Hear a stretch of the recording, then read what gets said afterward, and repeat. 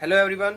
आज बात करने वाले हम रसिया और यूक्रेन के युद्ध में। 1 साल या 1.5 साल से लगभग युद्ध चल रहा है, फिर भी उस युद्ध का ना तो कोई निचोड़ सामने आ रहा है ना कोई परिणाम सामने आ रहा है।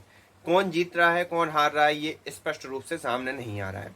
और जब युद्ध, कोई भी युद्ध हो, जब लंबे समय तक खिंचता है, किसी भी पृष्ठभूमि पर, किसी भी जगह पर जब युद्ध लंबे समय तक खिंचता है तो उसका परिणाम ये होता है कि वो देश, वो राष्ट्र सिविल वॉर की तरफ बढ़ जाते हैं। इसमें भी यही हुआ। रसिया अच्छे खासे तरीके से क्या कर रहा था, आगे बढ़ रहा था, यूक्रेन की टेरिटरी कैप्चर कर रहा था। लेकिन जो रसिया का सबसे बड़ा ग्रुप है, जो पुतिन ने बनाया था, वैगनर ग्रुप, जिसकी दम पर रसिया आगे बढ़ रहा था, उसके लगभग 25,000 सैनिक थे शुरुआती में। बाद में धीरे धीरे क्या हुआ, और नए सैनिक ऐड किए गए और वो खुद रसियन ही थे जिन्होंने वैगनर ग्रुप में समर्थन किया। तो होता क्या है कि राष्ट्रपति पुतिन, जो अपने बावर्ची थे, उनको ही उस वैगनर ग्रुप का प्रमुख बना देते हैं। जैसे ही उनको प्रमुख बनाते हैं और जैसे ही उनका बावर्ची ये रियलाइज करता है कि वैगनर ग्रुप उनके हाथ में है, 25 से 50,000 जो सोल्जर हैं वैगनर ग्रुप के, वो उनके हाथ में है, उन्होंने बगावत की घोषणा कर दी।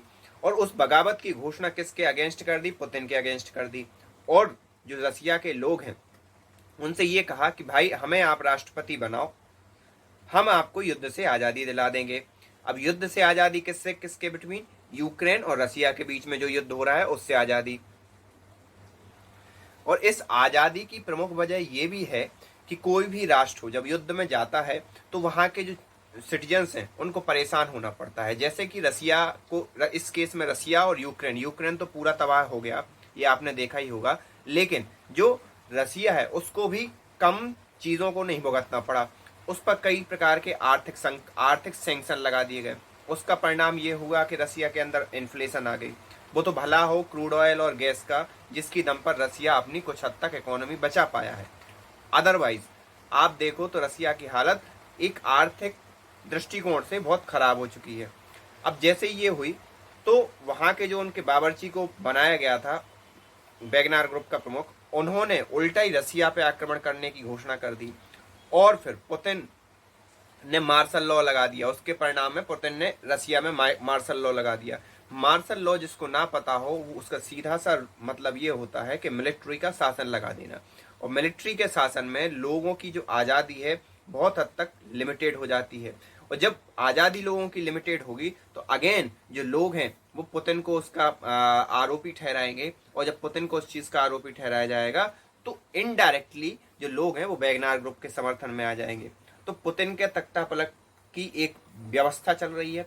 अब इसमें जो मुख्य जो विजेता है वो कौन साबित होगा?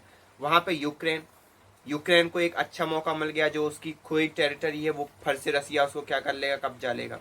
इधर अमेरिका, अमेरिका को एक बहुत बड़ा चांस मिल गया कि इस समय जो पहले यूएसएसआर के रूप में जो इतनी बड़ी ताकत थी रसिया, उसको 91 92 91 90 के दशक में तोड़ा। अब यहां पर आ जाओ तो फिर से जो बचा हुआ रसिया है उसको तोड़ने, उसको छिन्न भिन्न करने का एक और मौका मिल गया। लेकिन अगर हम भारत के परिप्रेक्ष्य में देखें तो अमेरिका के समकक्ष खड़ा होने वाला एक शक्ति जो पावर बैलेंस का कारण बना था अभी तक, उसका नष्ट होना न केवल भारत के लिए बल्कि दुनिया के लिए नुकसानदायक है।